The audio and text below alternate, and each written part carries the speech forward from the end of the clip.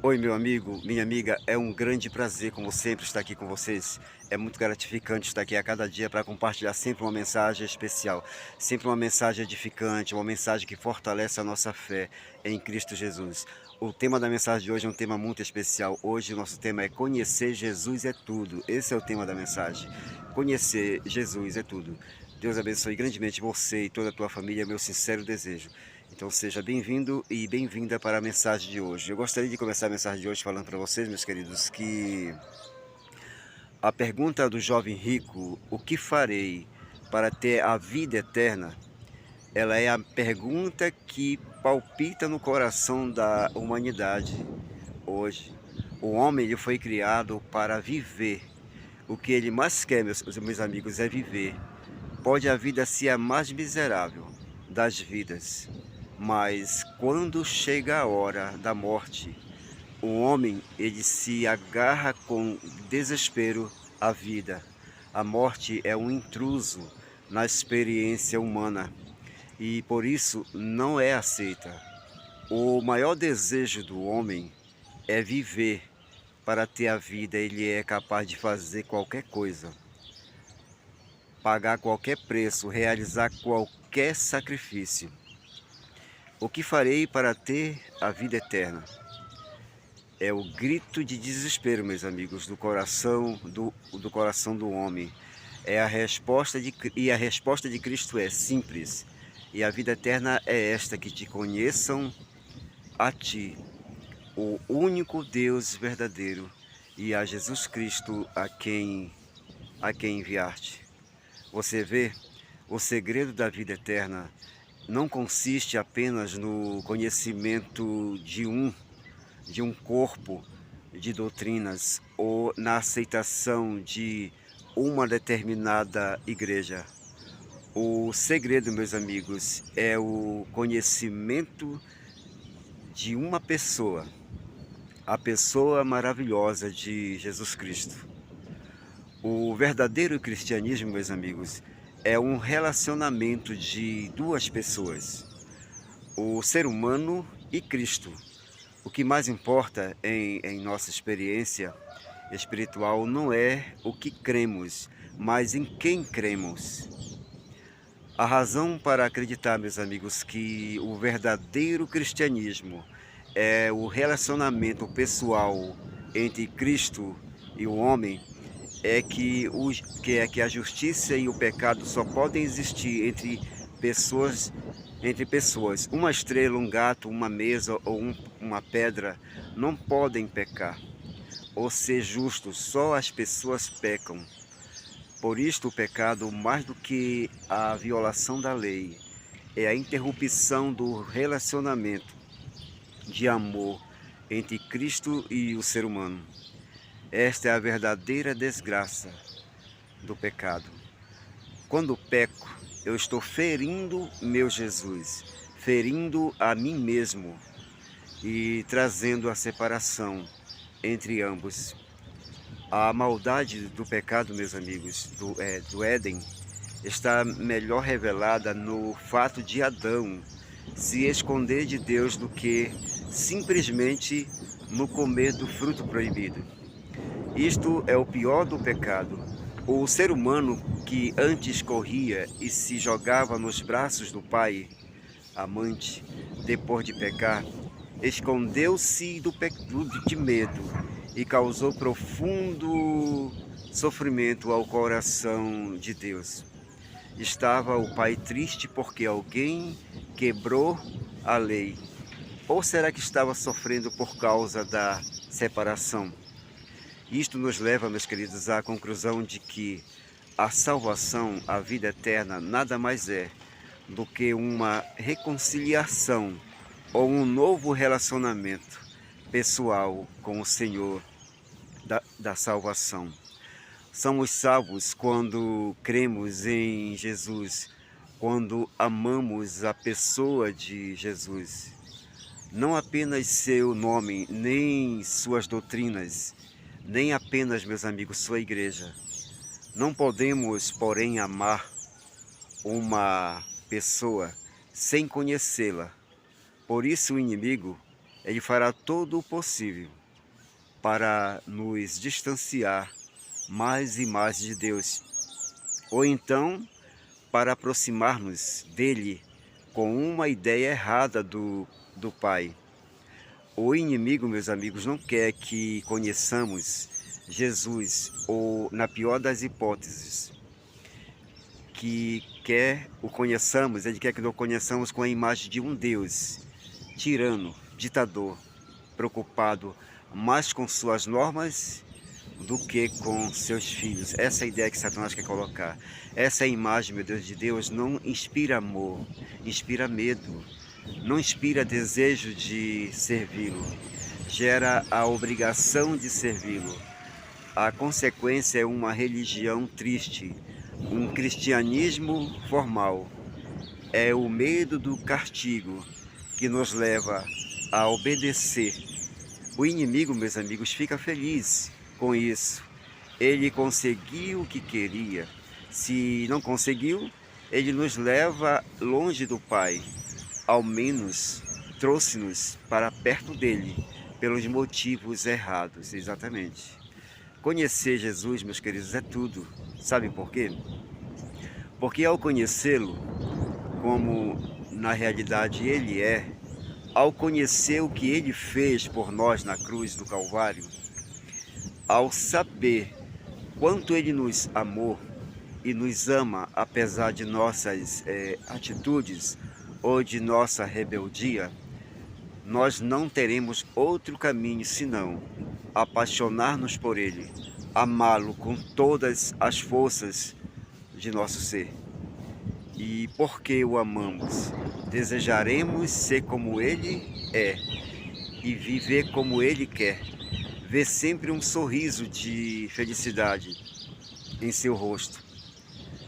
Consequentemente, meus amigos, deixaremos de fazer tudo aquilo que o deixa triste e faremos tudo aquilo que o deixa feliz.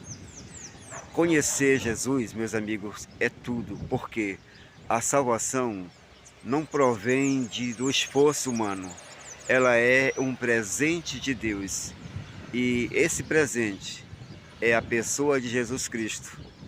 A salvação, ela não vem de Jesus Cristo. A salvação, meus queridos, ela é Jesus Cristo.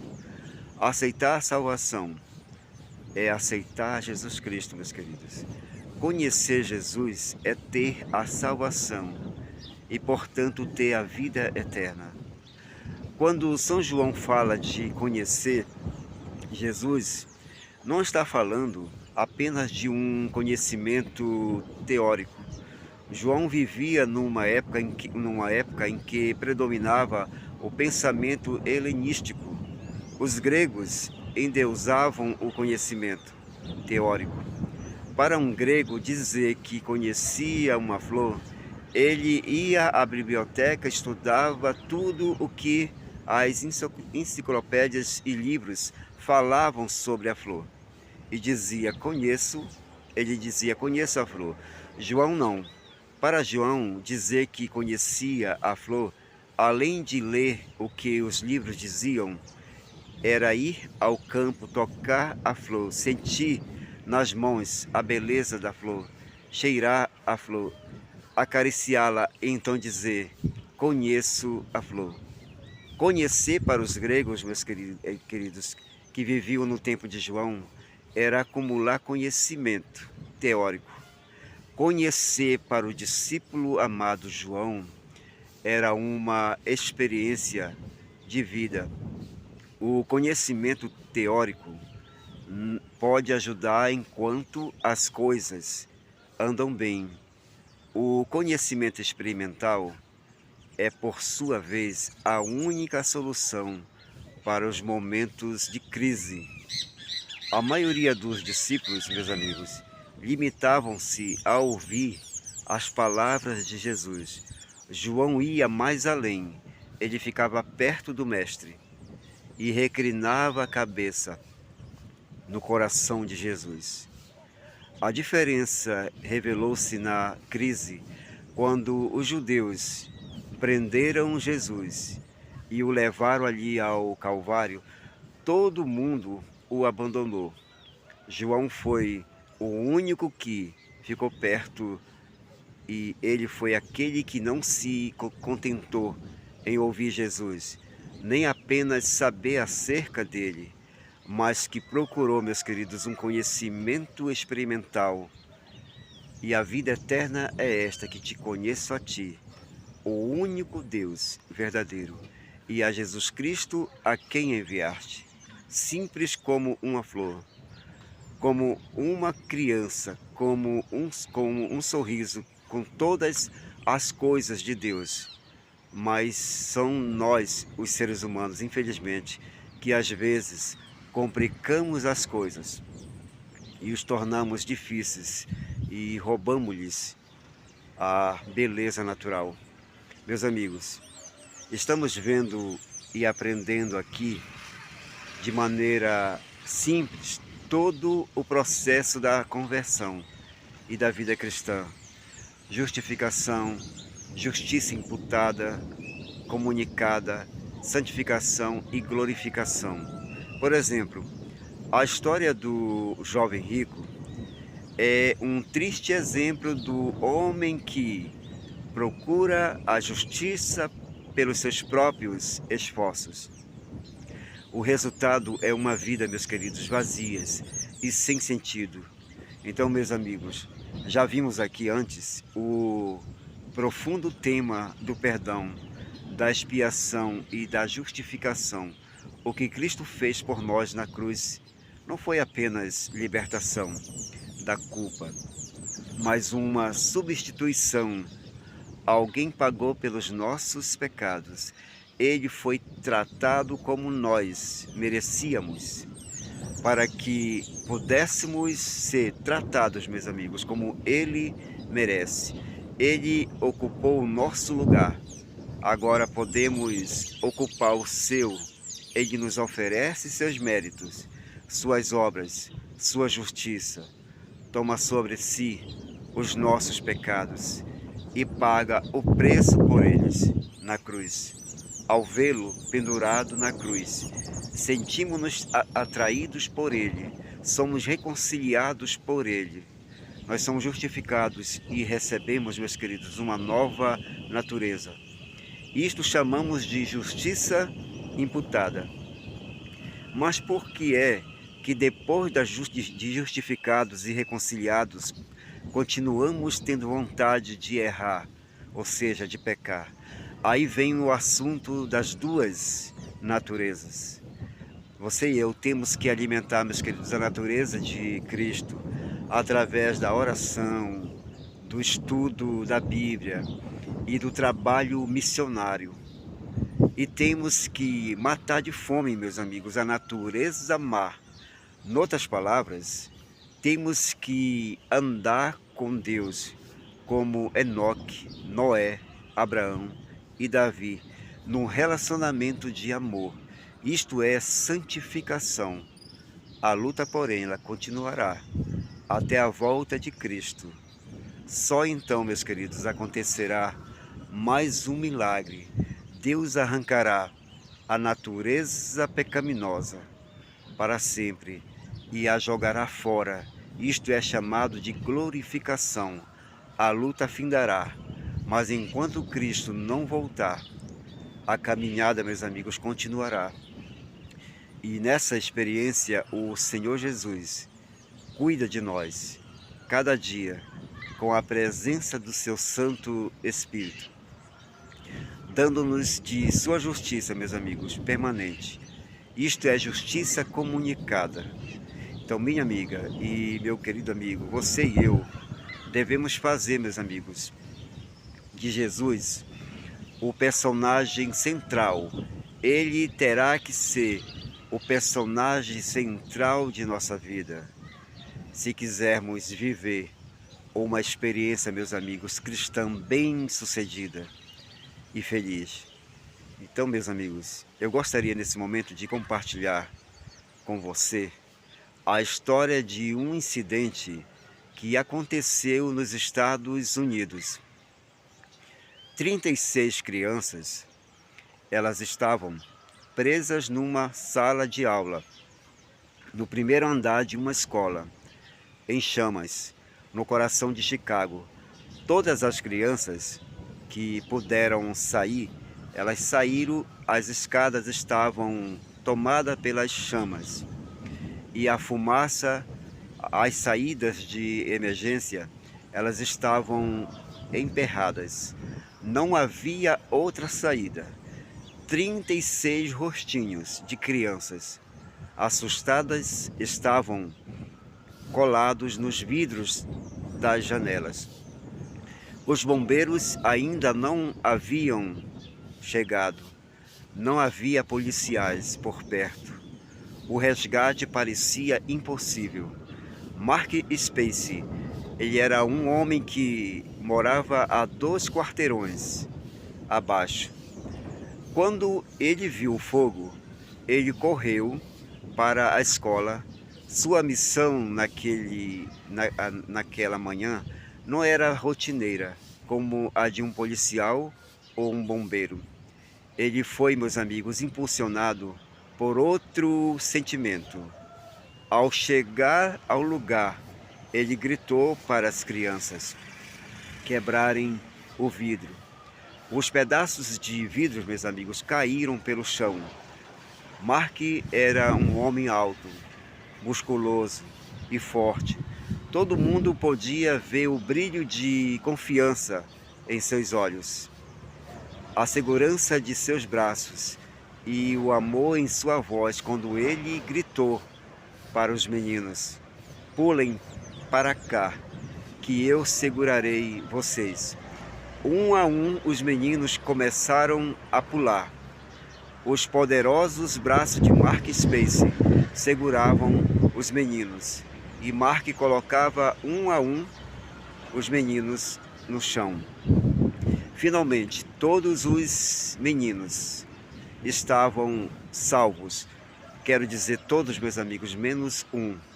O pequeno Mike, ele olhava para baixo e dava um passo para trás, com medo. Mark gritou e suplicou, pediu, ordenou: pule, Mike. Nada vai acontecer, eu vou segurar você. A professora de Mike gritou: pule, Mike, pule. Seus coleguinhas, meus amigos, 35 deles, gritaram: pule, Mike, pule. Nós conseguimos, você também conseguirá. O garoto, meus queridos, ficou ali congelado, gelado de medo. No dia seguinte, encontraram seu corpinho carbonizado, o corpo de Mike, filho do próprio Mark Spacey. O que foi que aconteceu? O que saiu errado? Não sabemos, nunca, meus amigos, nunca ninguém saberá, muito menos Mark Spacey. Ele era um pai amoroso, tinha dado para o filho tudo o que o garoto necessitava, precisava, tinha brincado com ele, tinha lhe dado carinho, dividido com ele parte de seu próprio coração. No momento em que a vida de Mike estava no pêndulo entre a esperança e o desastre, entre o triunfo e a tragédia, entre a vida e a morte, Mark Spacey estava ali com os braços abertos, pedindo, suplicando, implorando, chorando para que o seu filho pulasse, não ao frio cruel ou assassino concreto, mas pulasse para seus seguros, confortáveis e carinhosos braços de pai amante. Mas infelizmente alguma coisa não deu certo. Mike morreu. Então, minha querida amiga e meu querido amigo, seremos diferentes? Corremos com alegria aos braços amantes do Pai maravilhoso e andaremos com Ele num relacionamento de amor mútuo, ou será que ficaremos gelados como o pequeno Mike, com medo, porque as chamas do formalismo nos levam a ver a imagem distorcida de um Deus tirano, cruel e justiceiro.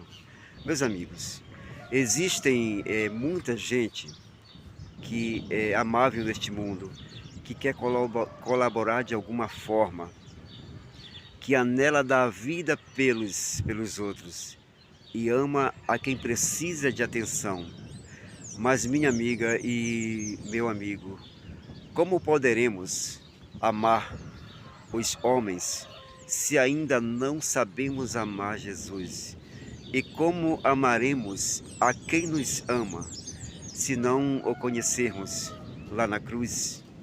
Meu querido, a grande verdade é esta: conhecer Jesus é tudo que precisamos conhecer. Entender o amor, meus queridos, é tudo que precisamos compreender para ter poder no viver. Então, meu querido amigo e minha querida amiga, conhecer Jesus é muito importante, conhecer Jesus é tudo. E o meu sincero desejo é que você, cada dia, entregue seu coração, sua vida nas mãos de Deus. Se você já aceitou Jesus como teu Salvador pessoal, amém. Deus te abençoe cada dia mais. Mas se você ainda não fez, aceite Jesus como teu Salvador pessoal e viva em novidade de vida. E o meu sincero desejo é que Deus conceda muitas bênçãos na tua vida, no teu casamento, na tua saúde. E se você está passando por algo, sempre eu gosto de dizer, entra ali no teu quarto, ora, entrega tudo ao Senhor, conversa com Ele, confia nele e o mais Ele fará. Gente, que Deus abençoe todos vocês, um grande abraço, até o nosso próximo vídeo. Eu peço para você compartilhar essas mensagens com teus amigos, com teus vizinhos, no teu trabalho, com tua família. Se inscreva no canal e ative ali o sininho para que o YouTube indique essa mensagem para mais pessoas. Que Deus te abençoe grandemente. Volta este vídeo e analise essa mensagem na íntegra. Que Deus te abençoe. Valeu, gente. Um grande abraço. Fique todos com Deus. Até o nosso próximo vídeo. Amém. Tchau, tchau.